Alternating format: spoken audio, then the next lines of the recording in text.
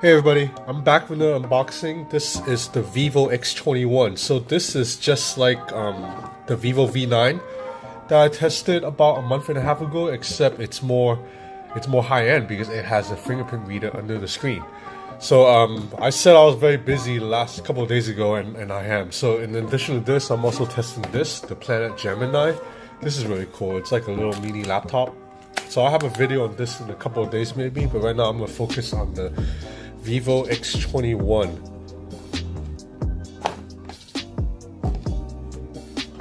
Okay, so the packaging, it's quite a bit nicer than the Vivo V9, which had a more basic white box kind of packaging. And you see right here, Vivo, it's an official sponsor of the FIFA World Cup, Russia 2018.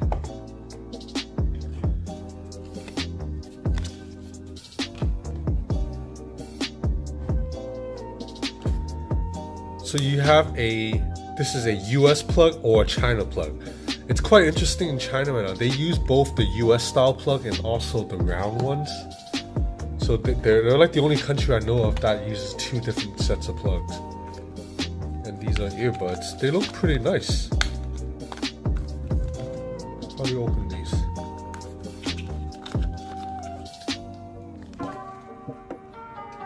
Okay, so the shape looks a little bit unique, like a little bit like alien shaped. I'll put these to the side. So these must be USB-C headphones, because I don't think this phone has a headphone jack. I'm gonna put the phone to the side first and then open the rest. This is a nice box.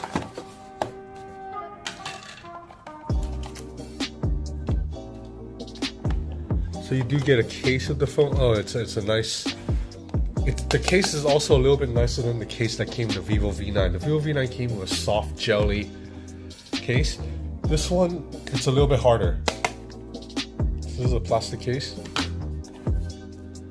Then you have SIM ejector tool and some papers.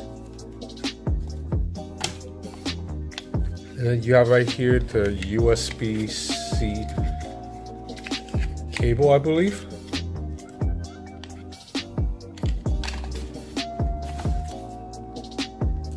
Okay, now I think Vivo phones, there's nothing for me to peel because they wrap it like this, so then once I open it, the phone's already naked.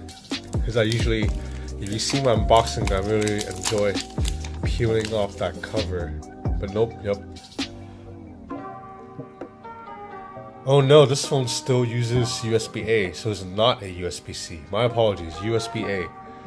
So you put the two phones side by side. You have the Vivo V9 on the right and the Vivo X21, and they look almost exactly the same. You put them side by side. Yeah, almost exactly the same. So I guess the only real difference is the under-screen fingerprint reader.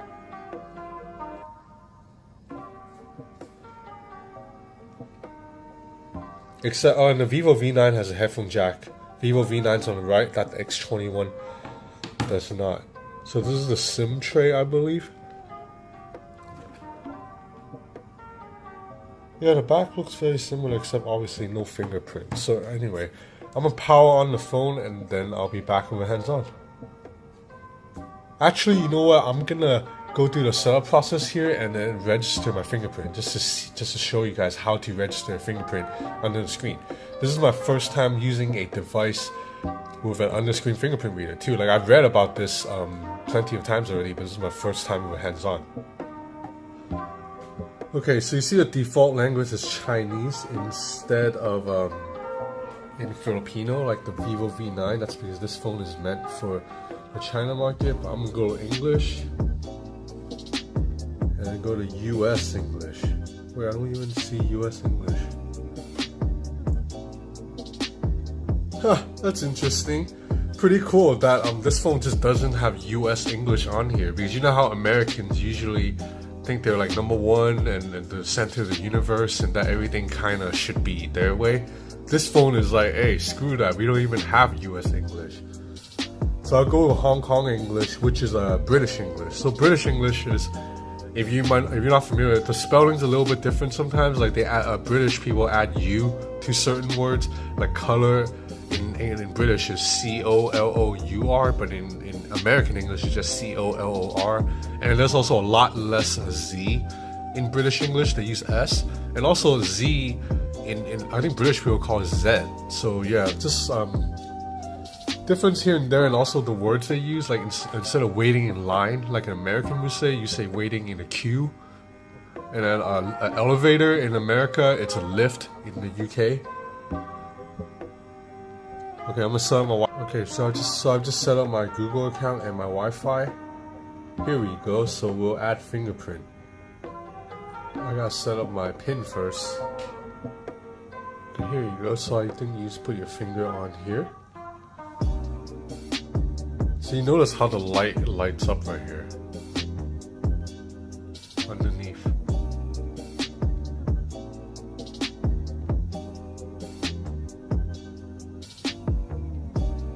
You have to move. So your registering is just the same, except you can tell it's a little bit slower already, because you know how on a normal fingerprint sensor it picks it up a lot faster. Okay, adjust your grip.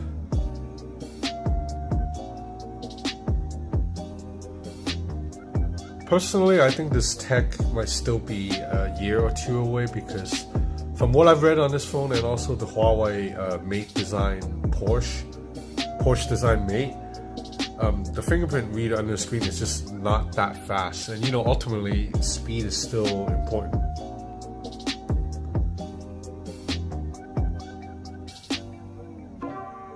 So I'm not gonna add my face for now. Next, congratulations, we are done. So first thing I'm gonna do is change this damn back button to the left side, because that's where the back button should be. So that's one of my problems with Vivo phones, is that the settings, you can't search for settings. So like a lot of times I'm just in here trying to find something. Actually, I'll order gestures keys. I'm gonna change the gestures back. So right now, and I'm gonna go with the swiping gesture too. So let's check out the fingerprint reader really quick. Oh, okay, that's not too slow. That's okay. Wow. Let's try again. On the table. Yeah, so that took a little bit longer, but this is not bad at all. I thought it would be a lot slower actually. But you do have to press it kind of hard, I think. Actually, no, I'm wrong on that too. You can just put your finger on it. Oh, this is really damn cool. So you look at the display, I can't see the embedded fingerprint reader underneath, although I believe if you go out to the sun and you have like an all black background, you'll be able to see a little bit, but definitely not a deal breaker so far. This is really cool.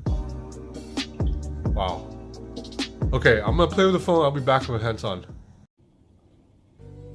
Hey guys, I'm back.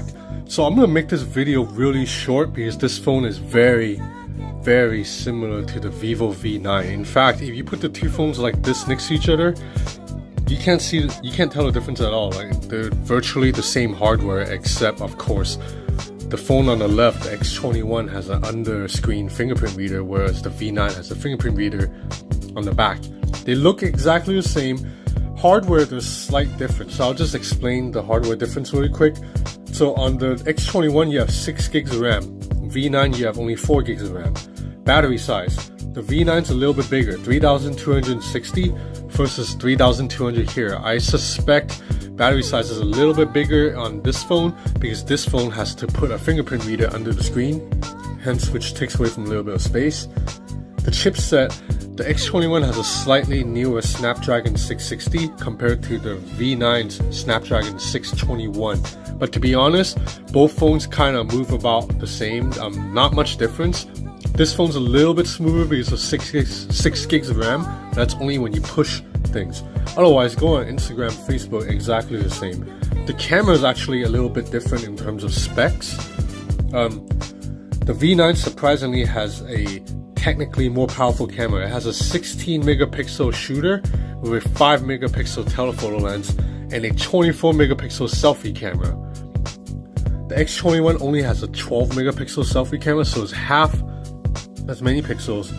And on the back, the main camera is only 12 megapixels instead of 16. But truth be told, I can't tell the difference. I think 24 megapixels for a selfie camera, it's overkill. I took this selfie here. This is a 12 megapixel selfie camera. I think it looks good. Apologies for the hair. I just woke up and stepped outside, so I didn't even comb my hair. And otherwise photos look very impressive. I think even though this is technically a camera with less megapixels, you're not gonna see the difference. This is a very strong camera still. Strong camera for a Vivo device that's mid-range. So that's about it in terms of the design. The biggest difference again is this under-screen fingerprint reader. Other than that, I would say is virtually the same phone. Performance is virtually the same. So that's why I'm gonna make this video short, because if you really want to learn more about this phone, like all the benchmarks and photo samples and stuff, you can just watch my video on the Vivo V9. I'll have a link in the description below. So speaking of that, I lost my channel for about 10 days due to some fluke, and now I got it back. But as a result, all my old videos no longer are listed on my channel. So if you want to watch my old videos, you have to manually search for them. You have to search for my name, Ben's Gadget Reviews, and then the phone you're looking for. If you just click on my name and go through my videos, I don't think my old videos show anymore, which it kind of sucks, but not a big of a deal. So back to the X21. So I really love this design. Just check out how bezel-less this is. This might be the most bezel-less phone yet. In fact, when you look at a phone like this and then you look at the Huawei P20 Pro, again, I mentioned this during my video for the Huawei P20 Pro. I'm annoyed that the Huawei P20 Pro has such a big chin. Now you look at the chin, it's kind of annoying that the P20 Pro has a bigger chin. This chin is about as slim as it gets other than the Apple's iPhone 10. This is slimmer than even the LG G7, which I don't have a device on me right now, but I will be getting one soon. So I have Nova Launcher running on this phone right now. That's why it looks so damn clean, because otherwise without Nova Launcher, this is Vivo's default software, Fun Touch, and I'm not a big fan of it. Like the icons look a little bit iOS-like, and then stuff like all the feet. There's no app drawer, all that. It's a little bit annoying. So I put Nova Launcher on it. It works fine, and the phone looks great. I must mention though that there's a bug. So you notice one of the things I love about Vivo phones is this swiping gestures, meaning you don't have to use traditional Android buttons anymore. I'll show you how it works. So you swipe right here to go back, or you swipe right here to go home, and then to bring up app overview, you swipe up and you hold. So this is like copy from the iPhone 10. So I like this gesture a lot. I think swiping gesture is the future of getting around phones. Unfortunately, on the X21, the swiping gestures do not work. You do have an option to do it, so you go navigation gestures, but you can't set it up because the fingerprint reader underneath the screen is getting in the way. I'll show you. So you can swipe back, it works. You can swipe up to go home, it works. You can even swipe here to bring up this control center, it works. But right here, when you swipe up to bring up all the apps, you have to swipe up and hold. So I'll show you the action again here on the V9. The action is you swipe up and you hold to do this. You cannot do this on this phone because it's not registering. So I'm 99.9% sure the reason it's not registering is because there's a fingerprint reader underneath the screen that's getting in the way. So this is a bug in this software, because this phone gives us the option to go for these navigation gestures, but one of them does not work. I'm not sure if this is... Actually, this should be fixable via a software update. Vivo just has to account for the fact that this part of the screen is probably not registering touches.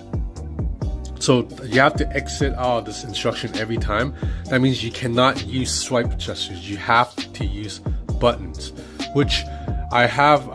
I don't mind mostly, except when you're watching Instagram's full stories now. That's my thing, right? I like Instagram stories because it fills up the whole page.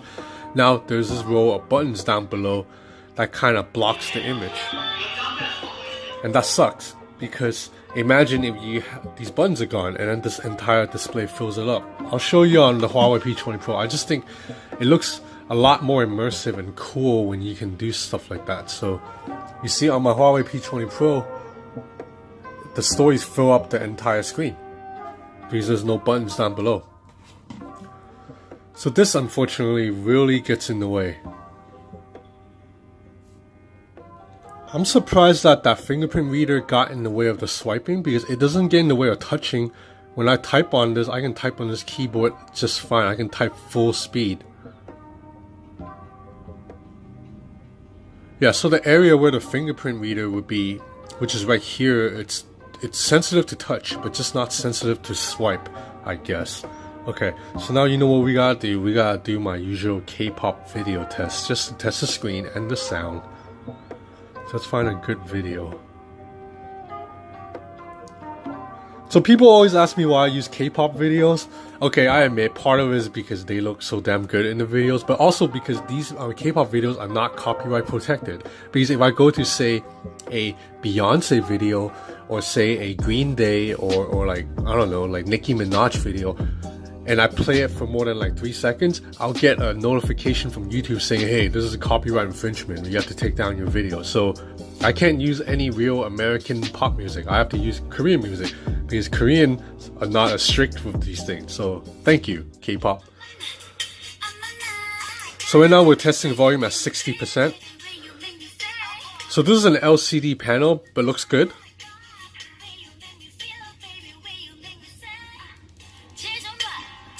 Max volume. Single speaker grill, so you can muffle it, but you actually feel a little bit of bass still, even at max volume, so no distortion. Looks good, except there's a this phone doesn't let you expand the video full screen, which sucks because you have these let me go to the area of the video that's wide. So you notice that there's these giant black bars on the right and left. You cannot stretch the video to fill it up, which sucks because this is such an immersive screen. Again, I want my videos to fill full screen. So that's about it. The camera, as I showed you, is pretty solid. If you want to see more photo samples, check out my Vivo V9 video. I think this phone, it's like $140 US more than the V9. I'm not sure it's worth getting over the V9 because as cool as this fingerprint scanner is, it's still a little bit of a gimmick because the fingerprint reader on the back works perfectly fine, and this phone has a really fast face unlock, so I don't see...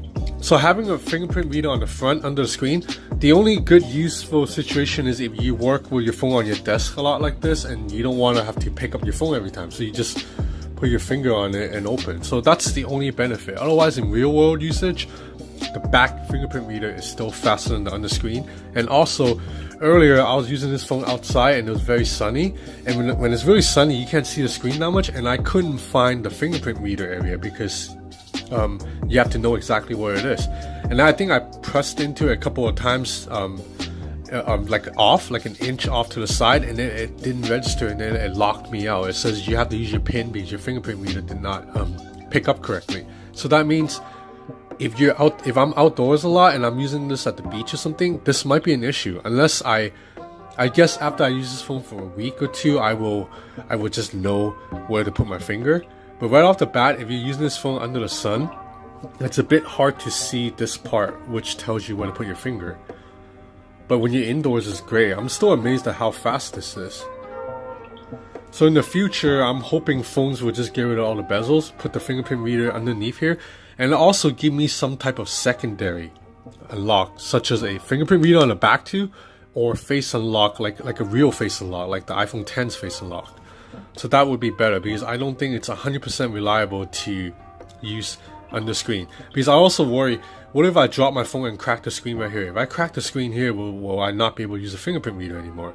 So that's something that's worth thinking about. As it is now, the Vivo V21, it's a very awesome prototype device. And at 450 US is really affordable. I think, you know, look at this display, it looks brilliant. So if you want a big screen and you want something futuristic, 450, good deal. But then I think this phone might be a better deal at $100 less without the under screen. And then also there's OnePlus 6 coming, which should look like this and may even have the under screen reader. So a lot of good phones coming out. Really exciting time to be a gadget geek. Okay, I said I would keep this video short, but it still ended up going 20 minutes. Damn, I'm sorry guys, I talked too damn much. Thanks for watching.